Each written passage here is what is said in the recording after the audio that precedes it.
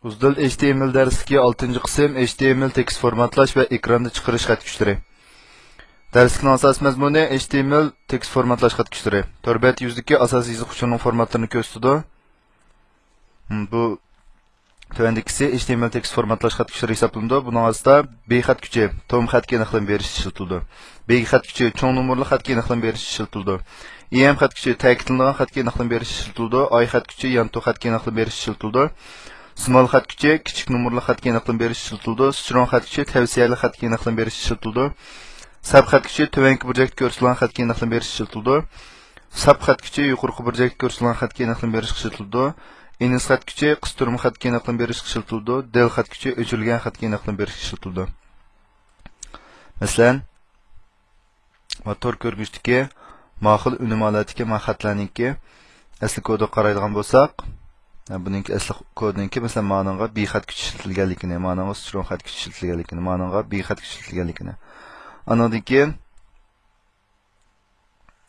qaraydigan bo'lsak, ma'vu sub va sub ma'vu ostinqi burchakda ko'rsatish, xatningki ustunqi burchakda ko'rsatish qatorliq ham shu har xil holatdagi xat kuchlarini ko'ramiz.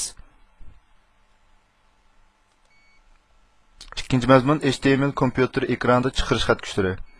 Uni ko'pincha kompüter program tillarini ifodalashda qo'llanamiz. Bu xat kuchlardan kod xat kuchi, ya'ni kompüter kodiga aniqlik berish. KBD xat kuchi kompüter konfiguratsiya kodiga aniqlik berish. SAMP kompüter kod davrasiga aniqlik berish. TT xat urish mashinasi kodiga aniqlik berish. Var xat kuchi o'zgaruvchi miqdorga aniqlik berish. Pre xat kuchi oldin formatlangan tekstga aniqlik berish qatorliqlarga ishlatiladi. Masalan, bu tövəndiki tor ko'rgichdagi mazmunningki asli kodni qaraydigan bo'lsak, buningki masalan bu o'xshamagan xat kuchlar orqali shu xatlarni o'xshamaganligini ifodalagan, ham ba'zilarininki bu formatimi o'xshash emas buningki ko'rilishningki.